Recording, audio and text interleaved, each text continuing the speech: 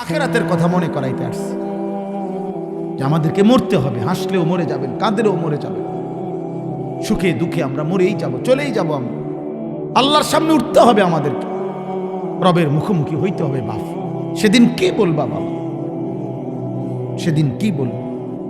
আল্লাহ বলেন এই হায়াত, এই জীবন, এই যৌবন আমি আল্লাহ দিয়েছি, সব আমার দেওয়া।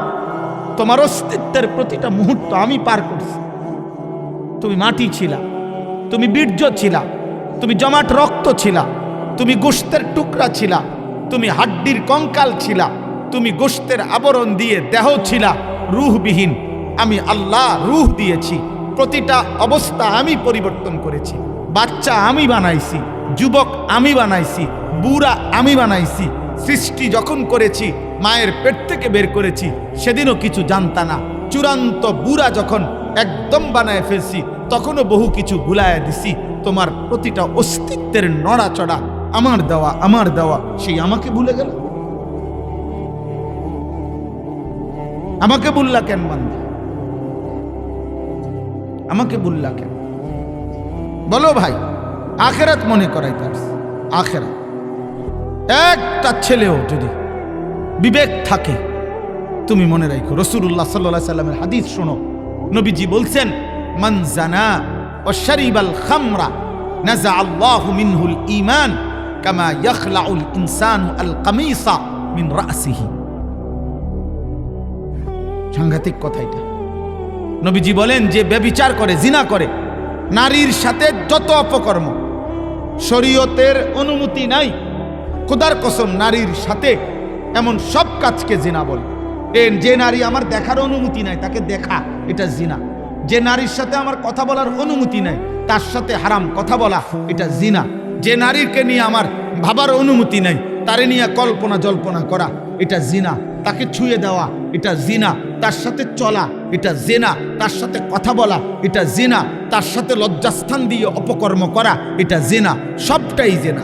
চোখেরও জিনা, হাতেরও জিনা, কানেরও জিনা, জিব্বারও জিনা, অন্তরেরও জিনা, লজ্জাস্থানেরও জিনা, পায়েরও জিনা। নবী সবগুলোরই বলছে জিনা, জিনা, জিনাল আইন, জিনাল রিজ, জিনাল ইয়াদ, জিনাল লিসান, জিনাল ফারজ, জিনাল নফস, সব জিনা নবীজি বলছেন। আর আল্লাহর নবী বলেন, যে জিনা করে ও শারিবাল খামরা, এবং মদ পান করে, যে নেশা করে সে ব্যভিচারও করে, যে ব্যভিচারও করে মনে রাখবেন সে নেশাও করে। তিন জিনিস এক দাগে, এক ক্ষতি আনে, তিন দাগ, এটা মনে রাখতে হবে। যেখানেই হারাম নারী আছে সেখানে মদের বোতলও আছে, সেখানেই গান বাদ্য আছে। এই তিন জিনিস একসাথে, একসাথে, একসাথে, নেশা, নারী, গান। যেখানে গানের আয়োজন, যেখানে বাদ্যের আয়োজন, সেখানে নারীও আছে, মদও আছে। এই তিন জিনিস একসাথে এক জায়গায় থাকে, একটা থাকলে আরেকটাও আছে। এই জন্য যে নেশাখোর ওই ব্যভিচারী, জিনাখোর ও গানে আসক্ত, যে ব্যভিচারী ও নেশাও করে, ও হারামখোর, চরিত্রহীন, লম্পট। আল্লাহ নবী বলেন, যে জিনা করে এবং মদ পান করে, আল্লাহ তাআলা, আহা, আল্লাহ তার কলিজা থেকে ঈমানটা টেনে বের করে ফেলে। কেমন? নবীজি বলছে, মানুষ যেমন তার শরীর থেকে জামা খুলে ফেলে, মানুষ যখন ঘরে ফিরে তখন যেমন তার জামা শরীর থেকে খুলে ফেলে, আল্লাহ নবী সাল্লাল্লাহু আলাইহি সাল্লাম বলেন, আল্লাহ তাআলা তার দিল থেকে এইভাবে ঈমান টেনে বের করে ফেলে। লা ইয়াজনি জানি হিনা ইয়াজনি ওয়া হুয়া মুমিন। বুখারী মুসলিমের হাদিস। আল্লাহ নবী সাল্লাল্লাহু আলাইহি সাল্লাম বলেন, কেউ যখন ব্যভিচার করে তখন তার ঈমান থাকে না। লা ইয়াশরাবুল খামরা হিনা ইয়াশরাবু ওয়া হুয়া মুমিন। নবীজি বলছেন, কেউ যখন নেশা করে, এই মদখোর, গাঁজাখোর, ফুট্টাখোর, বাবাখোর, ডাইলখোর, ইয়াবাখোর, হারামখোর, এই সমস্ত নেশাখোর, আল্লাহ নবী বলেন যখন নেশা করে তার ঈমান থাকে না। বিশুদ্ধ হাদিস। লা ইয়াসরিকু সারিকু হিনা ইয়াসরিকু ওয়া হুয়া মুমিন। নবীজি বলেন, যে চুরি করে তার ঈমান থাকে না, চোরের ঈমান থাকে না, নেশাখোরের ঈমান থাকে না। ব্যভিচারীর ঈমান থাকে। আল্লাহ কোরআনে বলছে আয-যানি লা, যুবক মনে রাখো বাবা, মানুষের বেডি সাউন আর ঘরের বেডি 2 নম্বর অন, দেখবা বুঝবা। আমি বলে গেলাম আর কি, এখন বুঝতা না। দুনিয়ার হয়তো কেউ তোমারে সচেতন করে নাই, কিন্তু তুমি মনে রাখো মোবাইলের উলঙ্গ নর্তকী আর রাস্তার বেহায়া নারী এটা তো সহজ, দেখে লাইলা চলিয়া গেলা। কিন্তু তোমার ঘরে তোমার বিবাহিত স্ত্রী যেদিন শুনবা চরিত্রহীন, বিবাহিত নারী যখন দেখবা পরকীয়ায় আসক্ত, প্রতিদিন প্রতিদিন প্রতিনিয়ত হাজার কোটি টাকার মালিকরাও, অজস্র সম্পদের অধিকারীরাও তাদের কান্না, তাদের চোখের পানি আমরা শুনি। এই এখন এইখানে গাড়িতে নামা পর্যন্ত একজনে ফোন দিছে, তার ফোনে তার কোটি কোটি টাকার মালিক যেই কথা বলছে, জঘন্য কথা, দোয়া চাইছে, বলার কোনো ভাষা নেই। পৃথিবীর মানুষ তো জানে সম্পদের সুখে ভাসতেছে, কিন্তু সে তো জানে তার স্ত্রী চরিত্র, এতটুকু সাহসও নাই বউরে কিছু বলবে, এই হিম্মতটাও নাই।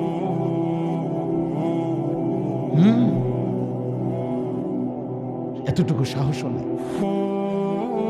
আল্লাহ কোরআনে এটা বলছে আয-যানি লা ইয়ানকিহু ইল্লা যানিয়াতান আও মুশরিকা। কোরআনের আয়াত আব্বা, আল্লাহ তাআলা বলছে যে এই পুরুষ ব্যভিচারী জিনাকার, আল্লাহ বলছে সে বিবাহ করতে পারে না, করবে না। যাকেই বিবাহ করবে ওই নারীর পরিচয় হবে 2টা, হয় আরেকটা জানিয়া ব্যভিচারিণী নারী, আও মুশরিকা অথবা মুশরিক বেঈমান। তোর কপালে কোনো পবিত্র নারী জুটবে, এই তোর মতো এরকম 24 ঘন্টা বেডি চাউন না, আর হে বুড়িও বেড়া চাউন না, বুঝবা। তুমি যেরকম 12 ঘাটের পানি খাইছো, এ বুড়িরও দেখবা 16 ঘাটের পানি খাইছে। হ্যাঁ, তখন বুঝবা অসভ্য নারীর যন্ত্রণা কাকে, চরিত্রহীন নারীর যন্ত্রণা কাকে। মনে রাখো বাবা, তোমরা তো সবাই বাপ মা হারাই হয়ে গেছো। মোবাইলে আসক্ত ছেলেদের তো কোনো বাবা মাই নাই, বাবা মাই নাই। বাবা মা থাকলে তো তার চুল, চেহারা, চলাফেরা এতটুকু ন্যূনতম থাকতো, মানসিকতা যে আমার আব্বা আছে, আমার পরিবার আছে, আমার আল্লাহ আছে। তোমরা এখন স্বাধীন, তোমরা মুক্ত, তোমরা আজাদ, তোমাদেরকে বাধা দেওয়ার কেউ নাই। তোমরা মনে করেছো তোমরা মুক্ত, ঠিক আছে, চলো বাবা। আম হাসিবাল্লাযীনা ইয়া'মালুনা আস-সাইয়্যাতি আন ইয়াসবিকুনা, আল্লাহ বলে যারা যারা তোমরা পাপ করছো, তোমরা যদি ভেবে থাকো আমি আল্লাহকে ডিঙ্গায়ে যাবা, সাআ মা ইয়াহকুমুন, আল্লাহ বলে এটা তোমাদের ভুল ধারণা। সবাইকে ছেড়ে দিতে পারলেও, আড়াল করতে পারলেও আমি আল্লাহকে আড়াল করতে পারব, পারবেন?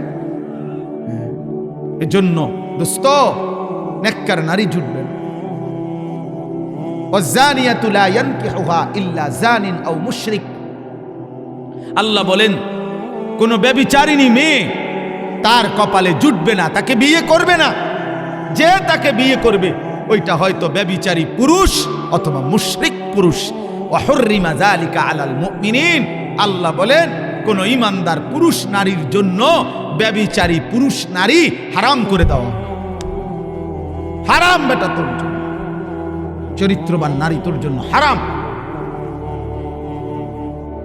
তোর কপালে আরেকটা লম্পট নারী জুটবে। তোমরা কয়টা শুনবা? কারো যদি বিশ্বাস না হয় তা আমার কাছে আইসো কোনদিন, আমি তোমারে শুনামু। আমার হোয়াটসঅ্যাপের মধ্যে আমার 2 জন ছাত্র আছে মাওলানা, ওদের কাছে আমি দায়িত্ব দেওয়া আছে। শত শত মানুষের কথা রেকর্ড করে শুনে আমার জানায়, জিজ্ঞাসা করে, পরামর্শ নেয়। তোমারে শুনামু দুঃখ কাকে বলে, যন্ত্রণা কাকে বলে। হ্যাঁ, আমি বললাম বাবা চরিত্রহীন হইও না। তোমরা অনেক ছেলে আসছো দেখে বললাম, নষ্ট হইও না। তোমাদের চেহারা দেখেই বোঝা যায় অধিকাংশ চেহারা কালো, নারীতে আসক্ত চেহারা, মোবাইলে আসক্ত, ছবি নাচ গান দেখে অভ্যস্ত। নামাজ নাই, সেজদা নাই, আল্লাহ নাই, রসুল নাই, বাবা নাই, মা নাই। এমন লাপরোয়া জীবন, এমন বেপরোয়া জীবন, আখেরাত ভুলে গিয়ে আব্বা এটা মানুষের জীবন, এটা জন্তু জানোয়ারের জীবন। আখিরাতকে সন্দেহ করো না, পরকালকে সন্দেহ করো না। আল্লাহ তাআলা বলেন, তোমার সৃষ্টি, আমার জমিনের সব সৃষ্টি, সব দিকে তুমি তাকাইয়া দেখো আমি আল্লাহ পারি কিনা। আর আমি যদি এত কিছু পারি, তাইলে আমি আখিরাত, পুনরুত্থান, আমি আবার কবর থেকে উঠাইতে পারবো না কেন? কথা বলে না? মক্কার কাফেররা প্রতিনিয়ত বলতো, মুহাম্মদ যাই কও সব বুঝে ধরে, কিছুটা কম বেশি, কিন্তু আখিরাত বুঝে ধরে না। কবর থেকে পুনরায় আবার হাসরের ময়দানে উঠাবে কেমনে? আমগরে পাইব কই? আমরা মাটির সাথে মিশে যাব, আমরা মাটির সাথে হারিয়ে যাব। মনে করেন 500 বছর আগে এক জায়গায় কবরস্থান আসিল, হইতে পারে 500 বছর পরে এখন ওইখানে কবরস্থান দূরে থাক, মনে মাটিও নাই, ওইটা খাল হয়ে গেছে, নদী হয়ে গেছে।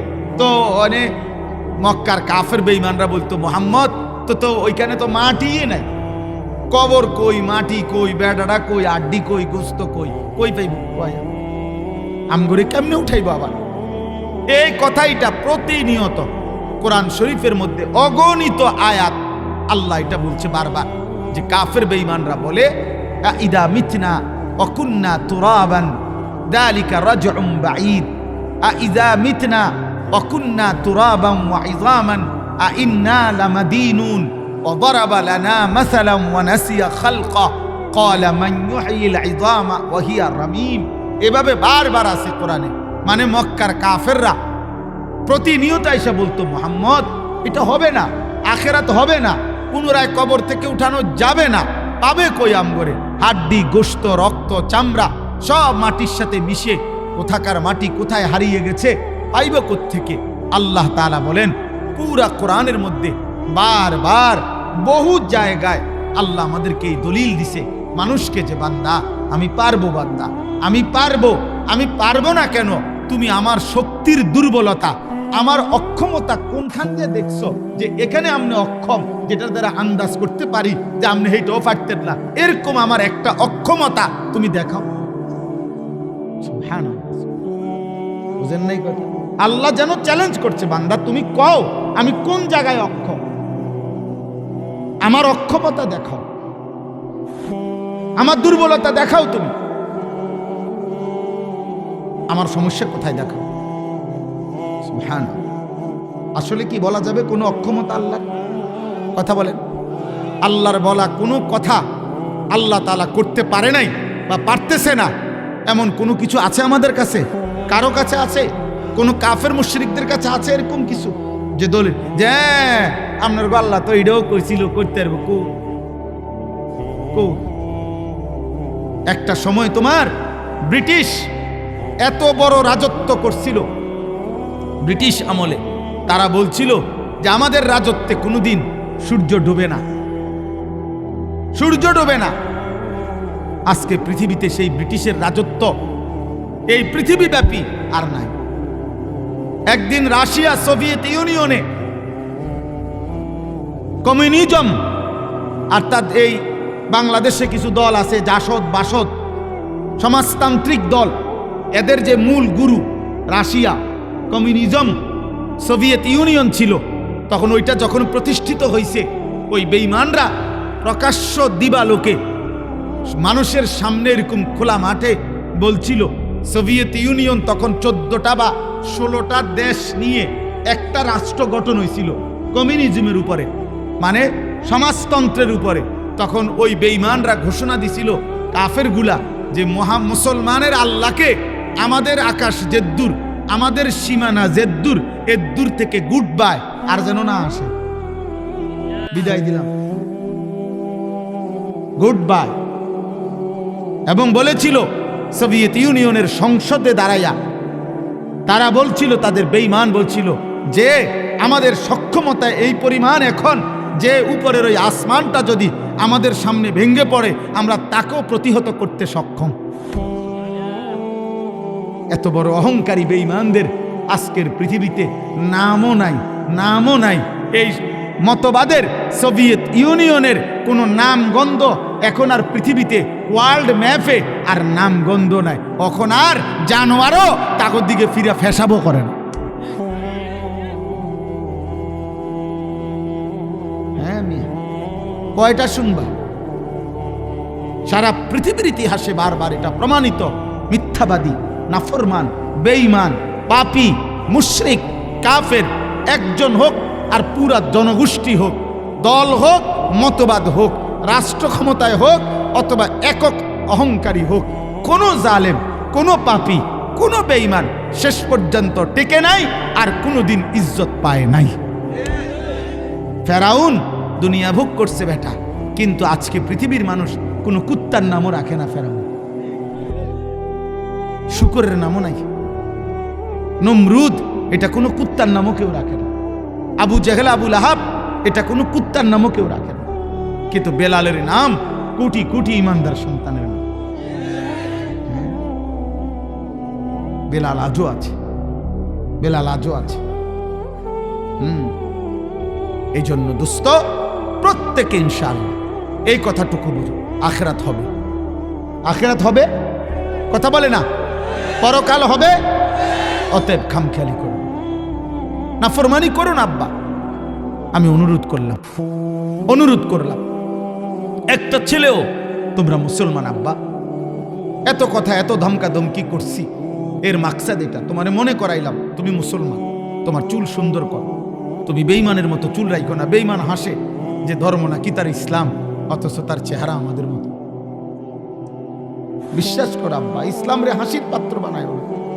আমার নবীর 23 বছরের মেহনত রে তোমার কারণে উপহাসের পাত্র বানাইও না। আমার রসুলকে এত লজ্জা দিও না, সাহাবাই কেরামকে এত বড় অপমান কইরো না, ওলামাই কেরামকে অপমান কইরো না, আল্লাহর কোরআনকে বেইজ্জতি কইরো না। ওরা হাসে তোমাদেরকে দেখে, বেনামাজি ছেলে ওরা হাসে, ওরা হাসে। ওদের কাছে প্রযুক্তি আছে, ওদের মেশিন এত অত্যাধুনিক। 24 ঘন্টা আমরা পৃথিবীতে মুসলমানরা প্রত্যেক ব্যক্তির সাথে তাদের 24 ঘন্টার হিসাব আছে যে আমরা কে কখন কোথায় কি করছি। বিশেষ করে আমরা যারা একটু মানুষের কাছে পরিচিত, তাদের ব্যাপারটা 24 ঘন্টা তাদের নখদর। আমরা শত্রুর ট্রিগারের সামনে আছি, এটা আমরা বুঝি, আমরাও বুঝি।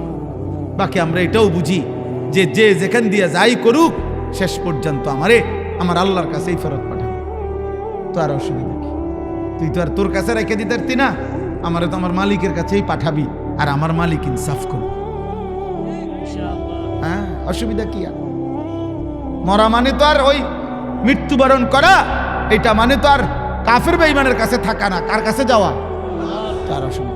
শহীদ শরীফ উসমান হাদি রহমতুল্লাহ আলাই, এই যুবক তো আল্লাহর কাছে ফিরে গেছে। আল্লাহ, ও তো জান্নাতের বাদশা হয়ে আছে। কিলা দুখুলিল জান্নাহ ক্বালা ইয়া লাইতা কওমি ইয়ালামুন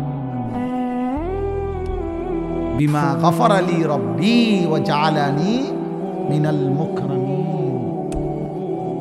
এক ঈমানদারকে হত্যা করেছে কাফেররা পূর্ব জামানায়। হত্যা করার সময় ফেরেশতা শহীদ হওয়ার সময় ওনার সামনে জান্নাত তুলে ধরছে আর বলছে, হে আল্লাহর বান্দা, জীবন দাও, জান্নাতে ঢোকো। তিনি তখন শেষ নিঃশ্বাসের মুহূর্তে বলতেছিলেন, আহা আমার জাতি, তোমরা যদি দেখতা যে তোমরা আমাকে হত্যা করে আমার ক্ষতি করো নাই, বরং আল্লাহ আমার জিন্দেগির গুনাহ মাফ করে দিয়েছে, আমারে সম্মানিত জান্নাতি বান্দাদের অন্তর্ভুক্ত করে দিয়েছে। এজন্য শহীদ শরীফ উসমান হাদির পরাজয় হয় নাই, পরাজয় হয়। 1000 বছর পরেও পৃথিবী তার নাম স্মরণ করে। 1000। জুনায়েদ বাগদাদির নাম আমরা জানি না? ওনার নাম গ্রামের লগে 3-4 দিন হয় মারা গেছে, 1000 বছর আগের মানুষ। বাইজিদ বুস্তামির নাম জানেন না? তো ব্রাহ্মণবাড়িয়ার মানুষ, তো 800 বছর আগে মারা গেছে। আজও পৃথিবীতে মানুষের কলিজায় কলিজায় ওনাদের নাম বসা আছে কিনা বলেন? তাই শেষ কথা। অতএব চলেন আমরা এতটুকুই বললাম। এবারে আয়াতের একটা আয়াত পড়ছি, মূলত এইটার তর্জমা বল, তাইলে শেষ। মূলত এই আয়াতের অর্থ এইটাই, আল্লাহ জবাব দিছেন, ইয়া আইয়ুহান নাস, হে মানুষ, ইন কুনতুম ফি রাইবিম মিনাল বাস, আমি আল্লাহ যে কবর থেকে পুনরায় হাসরের মাঠে তোমাদেরকে উঠাবো, এটা যদি তোমরা সন্দেহ করো তো আমি আল্লাহ তোমাকে কতগুলো যুক্তি দিচ্ছি তোমার নিজের দেহ দিয়ে আগে তোমাকে দিয়ে তোমার সামনে আমি আল্লাহ যুক্তি দিচ্ছি। আল্লাহ নিজে বলতেছেন তুমি আগে এটি একটু কও, এগুলো যদি আমি পারি তো এটা পারবো না। এক ফাইন্না খালাকনাকুম, আমি আল্লাহই তো তোমাদেরকে সৃষ্টি করেছি। কেমনে কেমনে বানাইছি আল্লাহ বলেন, গল্পটা শোনো শেষ পর্যন্ত। তোমার জন্মের গল্প, তোমার জীবনের গল্প আমি আল্লাহ তোমারে কইতেছি শোনো। মিন তুরাবিন, আমি প্রথম তোমাকে মাটি থেকে বানাইছি। সুম্মা মিন নুতফাতিন, অতঃপর বীর্যের ফোঁটা থেকে বানাইছি। সুম্মা মিন আলাকাতিন, অতঃপর জমাট রক্ত থেকে বানাইছি। সুম্মা মিন মুদগাতিন, অতঃপর গোশতের একটা টুকরা বানাইছি। মুখাল্লাকাতিন ওয়া গায়রি মুখাল্লাকা, এই গোশতের টুকরাটাকে কাউকে কাউকে একবারে পরিপূর্ণ দেহ বানাইছি, কাউকে আবার দেহের মধ্যে কোনো অংশ ত্রুটিযুক্ত করে দিয়েছি। কথা বুঝেন নাই? মানুষের অঙ্গের মধ্যে, শরীরের মধ্যে কমতিওয়ালা মানুষও তো জন্মে, নাক একটা নাই, বা নাক এরকম কাটা, ঠোঁট কাটা, এরকম আছে না? হ্যাঁ, আঙ্গুল একটা বেশতি, এরকম আছে কিনা বলেন? আল্লাহ বলেন কাউকে তো পূর্ণ আকৃতি দিয়ে ঠিকমতো বানাইছি, কাউকে কমতিও করে দিছি দিয়ে। আল্লাহ বলেন আমি আল্লাহ তাআলা তোমাকে সৃষ্টি করেছি লিনুবাইয়িনা লাকুম, এরকম কেন করছি? কাউকে পূর্ণ আকৃতি দিছি, কাউকে কোনো আকৃতিতে একটু কমায় দিছি, যেন তোমাদের কাছে আমি আল্লাহ স্পষ্ট করতে পারি যে তোমরা কেউ বানায় নাই, আমি আল্লাহর আমার সিদ্ধান্তে বানাইছি। এরপরে আল্লাহ বলেন ওয়া নুকিররু ফিল আরহামি মা নাশাউ ইলা আজালিম মুসাম্মা, আমি একটি নির্দিষ্ট সময় পর্যন্ত এই বীর্য, জমাট রক্ত, গোশতের টুকরা, হাড্ডির খাঁচা, গোশতের আবরণ, নাক চোখ কান লাগানো, পূর্ণাঙ্গ অথবা কিছুটা ঘাটতি, এই সবটা প্রসেসিং করার জন্য একটা নির্দিষ্ট সময় পরিমাণ, যা আমি জানি মায়ের পেটে আমি তোমাকে রেখে দিয়েছি।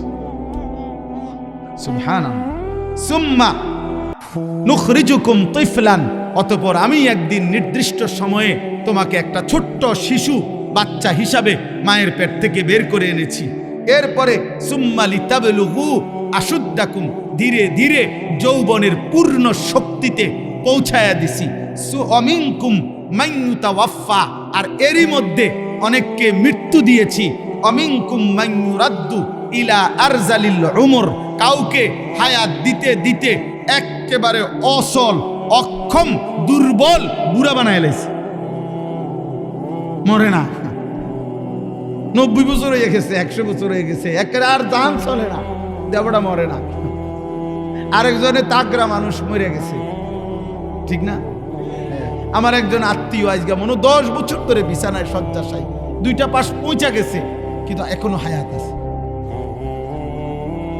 কার ইচ্ছা বলেন না কেন? কার ইচ্ছা? আল্লাহর ইচ্ছা। আল্লাহ বলেন লিকাইলা ইয়ালামা মিন বাদি ইলমিন শাইআ, এমন বৃদ্ধ বানাইয়া ফেলি কাউকে যে এখন আর সে এই বিগত হায়াতের কিছুই আর মনে রাখতে পারে না, স্মৃতিশক্তি বলতে আর কিছু নাই, শুধু কোনো রকমের জানটা নিয়া দুনিয়াতে বাইচা আছে। আল্লাহ বলেন বলো তো বান্দা, তাহলে এই শুরুর থেকে বলো, একবার মাটি, একবার বীর্য, একবার জমাট রক্ত, একবার গোশতের টুকরা, একবার পূর্ণাঙ্গ আকৃতি, আরেকবার অপূর্ণাঙ্গ আকৃতি, একবার বাচ্চা, একবার যুবক, একবার একদম নিষ্কর্মা বৃদ্ধ, এত কিছু যিনি করলেন তিনি পুনরায় আবার আখিরাতের জন্য বানাইতে পারবে না কেন?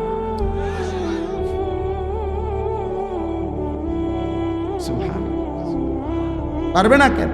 পারবে। কথা বলে না পারবে। এবার আল্লাহ বলেন শেষ আরেকটা উদাহরণ দেই বান্দা তোমার কাছে, তোমার বাড়ির পাশের ক্ষেত, যেটার মধ্যে তুমি ফসল ফলাও, ওইটার দিকে এবার কদ্দু চাও।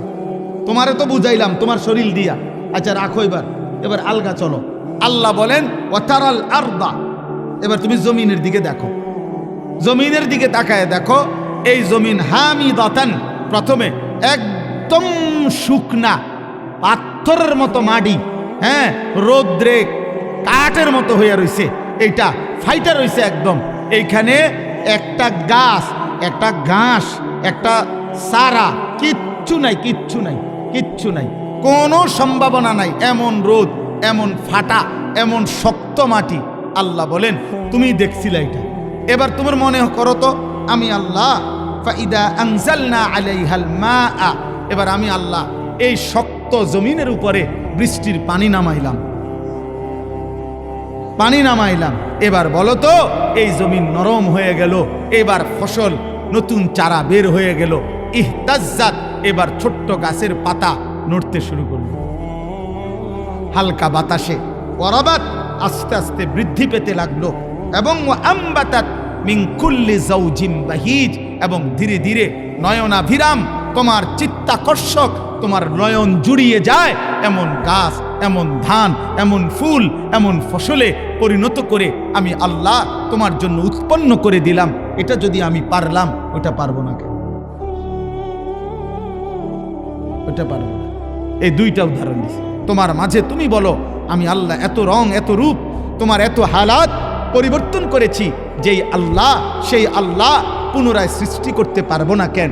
একটা শুকনা জমিনের মধ্যে যেই আল্লাহ এমন সুন্দর গাছ ফসল উৎপন্ন করতে পারলাম, সেই আল্লাহ পুনরায় আমি আল্লাহ আখেরাত হাসরের মাঠে উঠাইতে পারবো না কেন? তাহলে আখেরাত হবে? বলেন না আখেরাত হবে? কবর হবে? পরকাল হবে? হবে। আমার কথা শেষ। 2 দিন ব্যাপী তাফসীরুল কোরআন মাহফিলে আরো অনেক কথা হবে ইনশাআল্লাহ। বুজুর্গ উলামায়ে কেরাম নসিহত করবেন। আমার এতটুকুই কথা। প্রত্যেকটা কিশোর যুবক, আব্বা আবারও বলছি, খামখেয়ালি করো না, খামখেয়ালি করো, খামখেয়ালি করো। কোনো হুজুরের লগে ছবি উঠাইলা, কোনো বক্তার সাথে ছবি উঠাইলা, কোনো ফায়দা নাই, ফায়দা নাই। ফেরেশতা তোমারে জিজ্ঞাসা করবে তুই হুজুরের মতো না হুজুর তোর মতো। কথা বুঝো নাই তুমি? এটা বলবে না তো এটা লাভ কি? হে বুঝে না। হ্যাঁ, আপনি একবারে কাবা শরীফের ইমাম সাহেবের লগে ছবি উঠাইছেন, আর ফেরেশতা বলবো ও মনে তারা দুজনে নামাজ পড়ে। ফেরেশতা এত সোজা? হ্যাঁ, আমনের মতো, আমনের চুল চেহারা দেখলে বোঝা যায় না আপনি কোন জাতের মানুষ। তা আপনি ছবি উঠান কিনতেন? আপনি ছবি উঠান কিনতেন? হ্যাঁ, না বুঝার কি আছে এটা? এরপরে আমাদের পেশাবের রং সবুজ হয়ে গেছে। আমাদের বাচ্চাগুলো দুধের অভাবে, বাচ্চার মার দুধের অভাবে 24 ঘন্টা দিবা নিশি অঝরে শুধু কান্ত আর চিল্লাইছে। এত কিছুর বিনিময়ে ইসলাম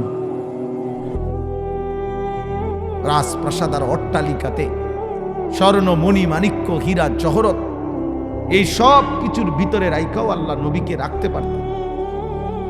নবী সাল্লাল্লাহু আলাইহি সাল্লামকে আল্লাহ তাআলা বলেছিলেন জিবরাইলের মাধ্যমে, বন্ধু আপনি বলেন, আপনি চাইলে উহুদ পাহাড় স্বর্ণ বানিয়ে আপনার পিছনে পিছনে আমি চালিয়ে দেব। অর্থাৎ এটা আপনার পিছনে চাক্কার মতো থাকবে। আপনি যখন যা চাইবেন এখান থেকে ব্যবহার করবেন, খরচ করবেন। আপনি বললে আমি দেব। আল্লাহর নবী সাল্লাল্লাহু আলাইহি ওয়াসাল্লাম বলছেন, রব্বুল আলামিন, আল্লাহর কসম মাওলা, আমি চাই এক বেলা আমি খাবো, আরেক বেলা আমি অভুক্ত থাকবো। যে বেলা খাবো আপনার শুকর আদায় করব, যে বেলা অভুক্ত থাকবো ক্ষুধার্ত, সে বেলা আপনার জন্য সবর করব। আমি এভাবেই জীবন কাটাইছি। আশবাউ ইয়াওমান আশকু, আজুউ ইয়াওমান আতাসাব্বাক। খাবো একদিন, এক বেলা শুকর করব, ক্ষুধার্ত থাকবো এক বেলা সবর করব। আল্লাহুম্মা আহিনি মিসকিনান ওয়া আমিতনি মিসকিনান ওয়াহশুরনি ফি জুমরাতিল মাসাকিন। অভাবীদের সাথেই আমারে বাঁচায় রাখেন, অভাবীদের সাথেই আমারে মৃত্যু দিয়েন, অভাবীদের সাথেই কিয়ামতের দিন আমারে দাঁড় করায় দিন। এইভাবে নবী সাল্লাল্লাহু আলাইহি সাল্লাম, আমরা কিতাবে পড়ছি 3 মাস নবী সাল্লাল্লাহু আলাইহি সাল্লামের চুলায় আগুন জ্বলে নাই, 14 দিন পাথর বাঁধছেন। কেন এত কষ্ট সইলেন? যেন কিয়ামত পর্যন্ত নবীর কোনো ইমানদার উম্মত ক্ষুধার কষ্টে, অভাবের কষ্টে, দারিদ্রতার কারণে এটা যেন বলতে না পারে, হায় নবী আপনি তো বালা বালা খাইছেন, বালা বালাই ছিলেন, সুখে আসিলেন, কোনোদিন কি আর জানেন দুঃখ কাকে বলে, পেটের ভোগ কাকে বলে, অভাব কাকে বলে? আপনি বুঝবেন কেমনে? আপনি কি দেখছেন এটা?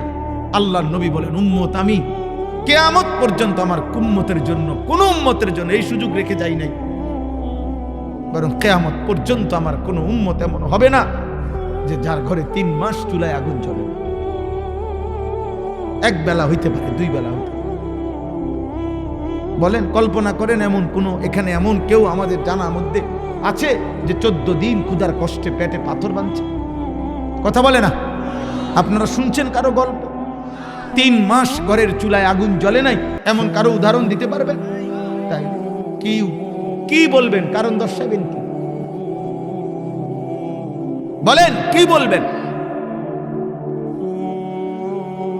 কি বলবেনটা কি? পিছনে তাকাবেন না, আমার দিকে তাকান। ও পিছনে যা ইচ্ছা তা করুন। কি যুক্তি দিবেন? কি যুক্তি? বাচ্চা সারা আপনারা বলেন, সামান্য কয়টা টাকার লোভে এতগুলো টাকা কিস্তি নিলেন, এতগুলো টাকা সুদে নিয়ে ছেলেটাকে বিদেশ পাঠাইলেন। কিসের লোভে? আখিরাতের লোভে।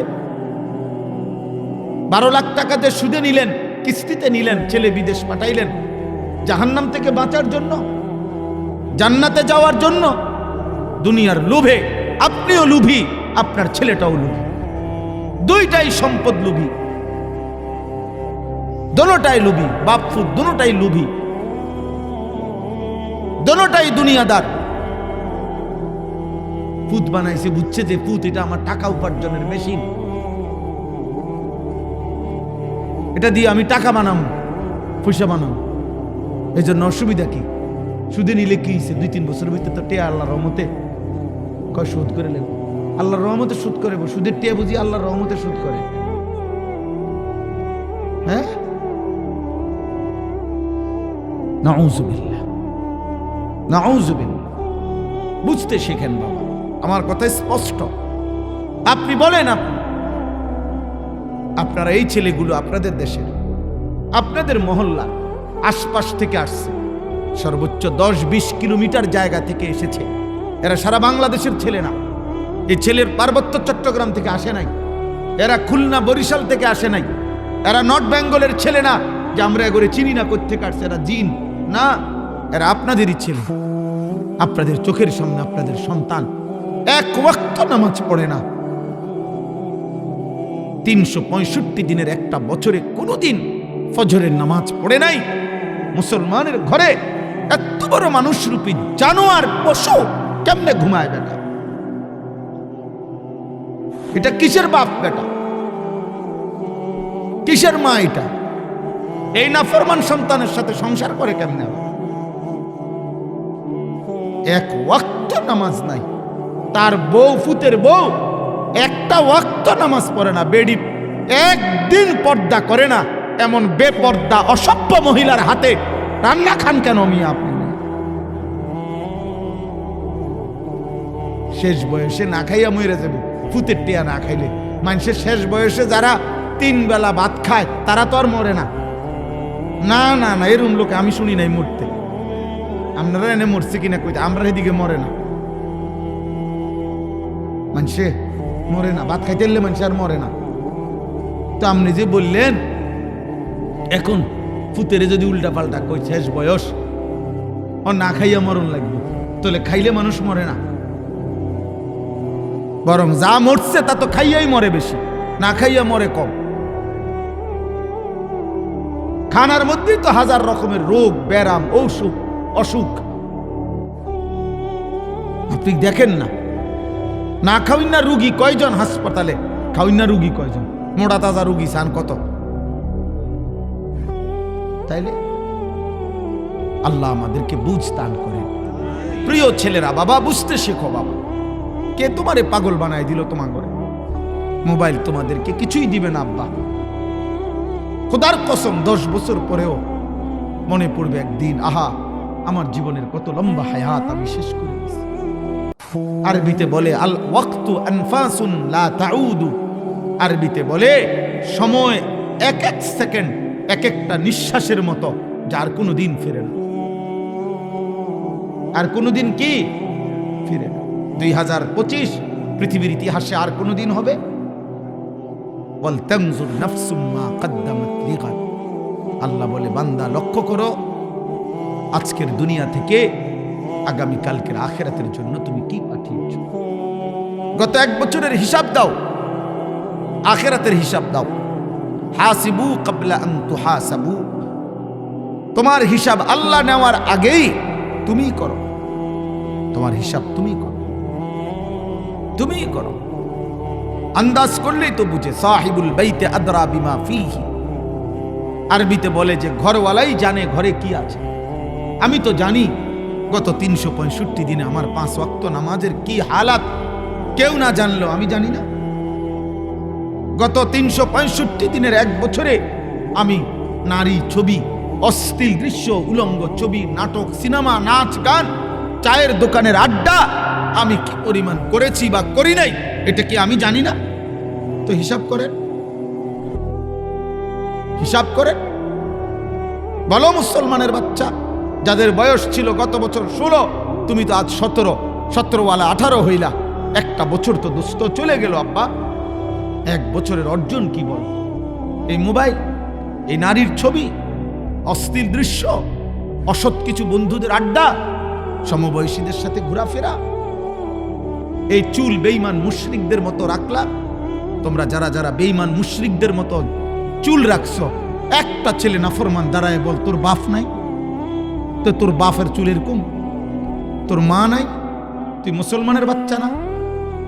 তো তোর মাকে বললি কেন? তোর বাপকে বললি কেন বেটা? ওই ইহুদি কুত্তা তোর বাপ নি যার মতো চুল রাখলি? ওই খ্রিস্টান কুত্তা তোর বাপ নি বেটা?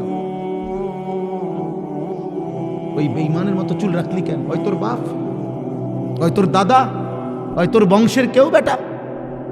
ও জীবনে কোনোদিন তোর জন্য, তোকে যদি কেউ গুলি করে রাস্তায় ফেলে রাখে বেটা, তোর জন্য কোনো বেঈমান কোনোদিন কাঁদবে? 1 ফোঁটা চোখের পানি ফেলবে? 1 টাকা তোরে দান করবে বেটা? তাই না? কোন বেঈমানের মতো চলবে? ওই বেঈমানের সাথে আমাদের সম্পর্ক কি বেটা? আমাদের জন্য 23 বছর কেঁদেছেন আমাদের নবী সাল্লাল্লাহু আলাইহি ওয়াসাল্লাম। আমাদের জন্য কেঁদেছেন আমাদের মা, আমাদের বাবা।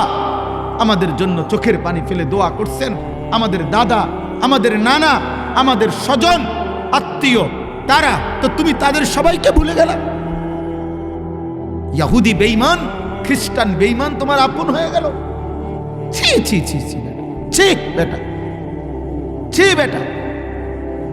মুসলমানের বাচ্চা এত কাপুরুষ হয় না বেটা। মুসলমানের ঘরে এত অপদার্থ জন্ম নেয় না বেটা। আত্মভোলা, আপন ভোলা, চাল নাই, চরিত্র নাই, আখলাক নাই, চুল নাই, চেহারা নাই, লেবাস নাই, পোশাক নাই, আল্লাহ নাই, খোদা নাই, অজু নাই, নামাজ নাই, পেশাব পায়খানার কোনো হদিস নাই। জেন দিয়া মুতে ধরে এন দিয়া পেশাব করে দিলা, পানিও নিলা না, ঢিলা কুলুকও নিল না। এগুলা জানোয়ারের স্বভাব না মানুষের স্বভাব? বলো বেটা, তুমি বলো বেটা, বলো বাবা, একটা ছেলে বলো আব্বা, এটা জানোয়ারের স্বভাব না মানুষের স্বভাব? এর কোনো কথা হইল? তুমি কিসের উপরে বেড়ে উঠছ? কি কি উপরে বড় হইতেছ আব্বা তোমরা? বলো, কি ওয়াজ শুনতে আসছো? তামসা দেখতে? আল্লাহকে কেন ভুললা? নবী সাল্লাল্লাহু আলাইহি ওয়াসাল্লামকে কেন ভুললা? আখিরাতকে কেন ভুলে গেল? কেন ভুলে গেল? কে ভুলাই দিল? আল্লাহ। আখিরাত ভুলাই দিল কে বাবা বলো? এমন মালিক কেমনে ভুলল? ইয়া আইয়ুহাল ইনসান মা গাররাকা বিরাব্বিকাল কারীম। আল্লাহ বলেন, হে মানুষ, আমার মতো দয়ালু মেহেরবান মালিক 24 ঘন্টা যে তোমাকে লালন পালন করি, এই কায়নাতের লক্ষ কোটি নেয়ামত দিয়ে যে আমি আল্লাহ তোমাকে লালন পালন করছি, এমন দয়ালু মেহেরবান রবকে ছেড়ে দিয়ে ত্যাগ করতে তোমারে কে ধোকা দিল? মা গাররাকা, কে তোমাকে বোকা বানাইল, ধোকা দিল? কে তোমারে আমি আল্লাহ থেকে সরিয়ে দিল? আল্লাহ জিজ্ঞেস করছেন, আহাসিবান নাসু আন ইউতরাকু আন ইয়াকুলু আমান্না ওয়া হুম লা ইফতানুন। আল্লাহ বলে, আমার বান্দা তোমরা কি ভেবেছো শুধু কেবল মুখে বলবা আমি মুমিন, আমি মুসলমান, আর আমি আল্লাহ কোনো পরীক্ষা না নিয়ে এমনিতেই তোমাদেরকে ছেড়ে দেব, জান্নাত দিয়ে দেব, এই কি ভেবেছো? কেমনে ভাবলা বান্দা এটা? শুধু বলবা মুসলমান আর নামাজ পড়তে হবে না, রোজা রাখতে হবে না, হালাল হারাম বাস বিচার নাই, মাকেও দেখবা, নারীকেও দেখবা, উলঙ্গ ছবিও দেখবা, নিজের বোনকেও দেখবা, রাস্তার বেহায়া নারীকেও দেখবা, আপন বিবিকেও দেখবা, মোবাইলের অশ্লীল নাটকের উলঙ্গ নারীকেও দেখবা, এই কি কথা? কষ্টের রোজগারের টাকাও নিবা, সুদের টাকাও নিবা, কিস্তির টাকাও নিবা, হারাম টাকাও নিবা। আল্লাহ বলে কোনো বাজ বিচার করবা না, আর শুধু মুখে বলবা মুসলমান, আর আমি বুঝি জান্নাত দিয়ে দেব। আমার জান্নাত এত সস্তা হয়ে গেল কেন? জান্নাতরে এত কম দামি ভাবলা কেন? আখিরাতকে এত মামুলি মনে করলা কেন? আল্লাহর নবী সাল্লাল্লাহু আলাইহি ওয়াসাল্লাম বলেন, সবচেয়ে ছোট জান্নাত যাকে দেওয়া হবে সেটাই হবে 10 দুনিয়া বরাবর। ইযা রাআইতা সাম্মা রাআইতা নাঈমান ওয়া মুলকান কাবীরা। আল্লাহ বলে আমার বান্দা জান্নাত দেখবে, আবার দেখবে, আবার দেখবে, ঘুরে ঘুরে বারবার দেখবে। আল্লাহ বলেন বারবার দেখতে দেখতে প্রতিবার কোটি কোটি নিয়ামত দেখবে, আর বান্দা বুঝবে আল্লাহ তাকে মুলকে কাবীর, এক বিশাল বড় সাম্রাজ্য দান করেছে। লাহুম মা ইয়াশাউনা ফিহা ওয়া লাদাইনা মাজিদ। আল্লাহ বলে বান্দা, আমার বান্দা জান্নাতি বান্দা, তুমি যা চাইবে আমি তাই দেব। তোমার চাওয়া শেষ হলে আমি নিজের থেকে আরো কোটি কোটি নিয়ামত দেব। সুবহানাল্লাহ।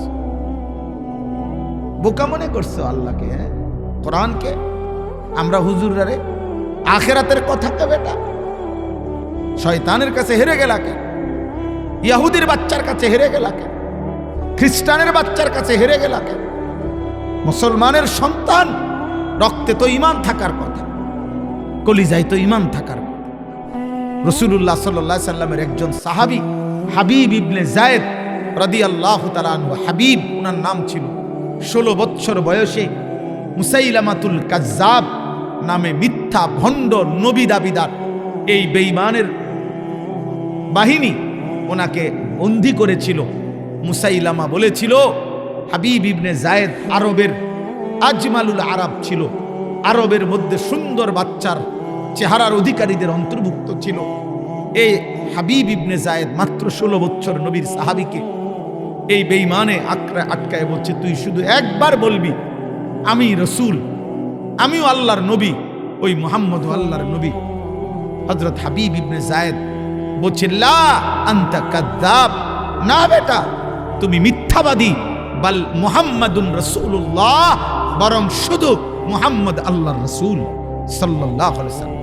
আমার মদিনার বন্ধু যিনি, তিনি আমার রাসূল বেটা, তুই কিসের রাসূল বেটা? মিথ্যাবাদী।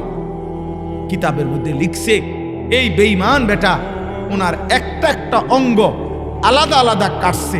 প্রথমে ডান হাত কাটছে, বাম হাত কাটছে, ডান পাও কেটেছে, বাম পাও কাটছে, জিহ্বাটা টাইনা কাইটা ফেলছে। কিন্তু যতক্ষণ ওনার নিঃশ্বাস ছিল, জবান চালু ছিল, প্রত্যেকবারে উনি বলছে আনতা কাযযাব, আনতা কাযযাব, আনতা কাযযাব, তুমি মিথ্যাবাদী, মিথ্যাবাদী, মিথ্যাবাদী। মুহাম্মদ সাল্লাল্লাহু আলাইহি সাল্লাম আল্লাহর রাসূল, আল্লাহর রাসূল, আল্লাহর রাসূল। নবীর ভালোবাসার কথা বলতে বলতে, রাসূলের রিসালাতের সাক্ষ্য দিতে দিতে এই সাহাবী শাহাদাত বরণ করছে।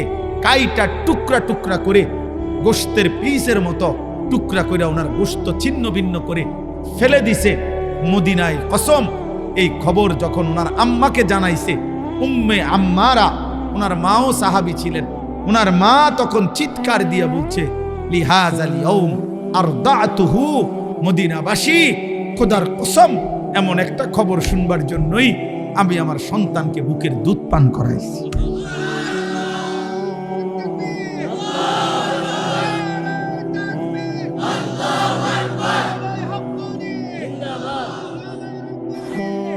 বুঝছো বাবা?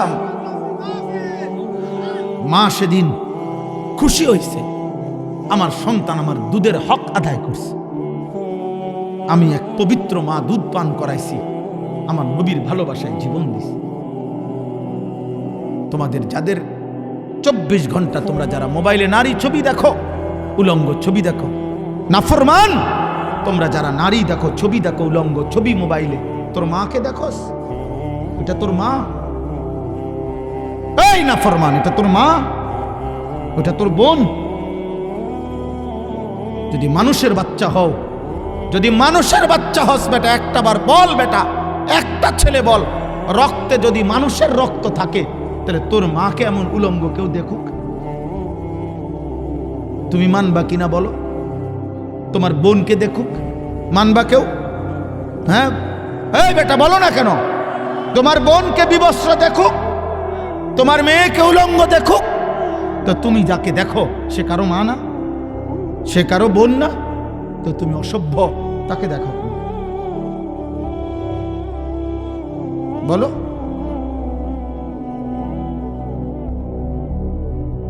এজন্য চরিত্রহীনের কোনো আসলে মা নাই, চরিত্রহীনের কোনো বোন নাই, লম্পট বেহায়ার পরিবার নাই, ও লাওয়ারিস, ও মূলত লাওয়ারি, বেওয়ারিস। হ্যাঁ, আল্লাহর নবী সাল্লাল্লাহু আলাইহি সাল্লাম এক যুবককে, নবীর জামানা এটাই বলছে, যুবক জিনা করতে চাইছে, নবী বলছে তোমার মায়ের সাথে কেউ করুক, বলছে না। বোনের সাথে কেউ করুক, না। তোমার মেয়ের সাথে কেউ জিনা করুক, বলছে না ইয়া রাসূলুল্লাহ, মানবো না। ফুফুর সাথে না, খালার সাথে না। আল্লাহর নবী বললেন ওয়ালান নাসু লা ইউহিব্বুনাহু লিউম্মাহাতিহিম ওয়া বানাতিহিম ওয়া আখাওয়াতিহিম ওয়া আম্মাতিহিম ওয়া খালাতিহিম। তাহলে যুবক শুনো, কোনো মানুষ পৃথিবীতে চায় না তার মায়ের সাথে কেউ জিনা করুক, বোনের সাথে কেউ জিনা করুক, মেয়ের সাথে কেউ জিনা করুক, ফুফুর সাথে কেউ জিনা করুক, খালার সাথে কেউ জিনা করুক। এটা পৃথিবীর মানুষও তো চায় না, তুমি কিভাবে যাও? ওই যুবক চোখের পানি ফেলে বলছি ইয়া রাসূলুল্লাহ, আল্লাহর কসম আমি তওবা করলাম, এমন জঘন্য নাফরমানি আমি আর কোনোদিন করব না।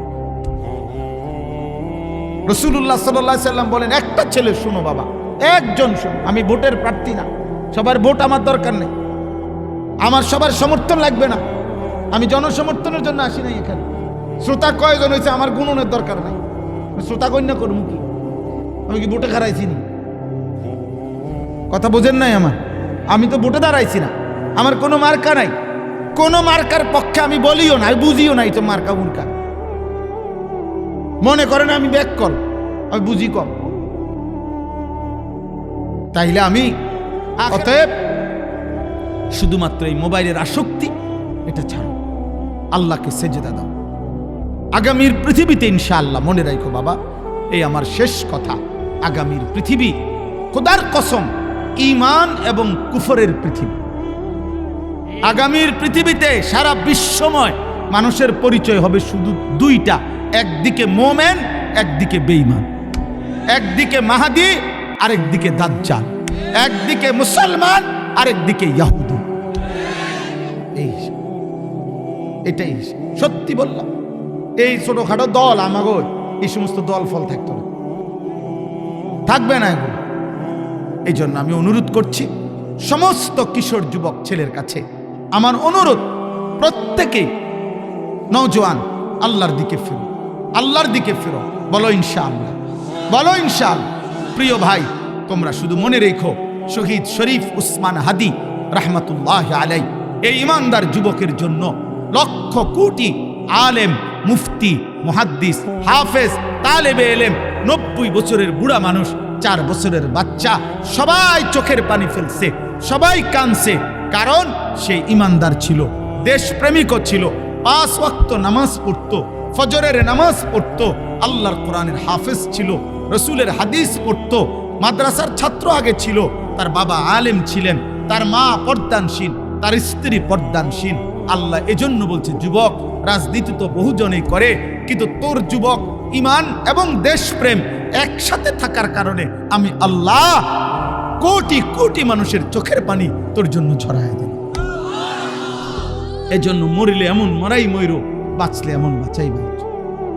এমন আমার একটা স্বপ্ন, আমার একটা জীবনের স্বপ্ন, এই আমার শেষ কথা 1 মিনিট, আমার একটা জিন্দিগির স্বপ্ন আমার, যে আমি চাই আমার দেশের, আমরা না থাকি, আমরা কয়দিন থাকবো জানি না, কিন্তু আমাদের দেশের 14, 16, 18, 20 বছরের এই কিশোর বয়সী যুবকগুলো যদি আল্লাহর দিকে ফিরে, আল্লাহকে চিনে, অজু, নামাজ, সূরা, কেরাত, দোয়া, কালাম যদি পড়ে, বিশ্বাস করেন ইনশাআল্লাহ আগামীর পৃথিবীতে ইসলামের বিজয় হবে, কালেমার বিজয় হবে, মাহাদির বিজয়।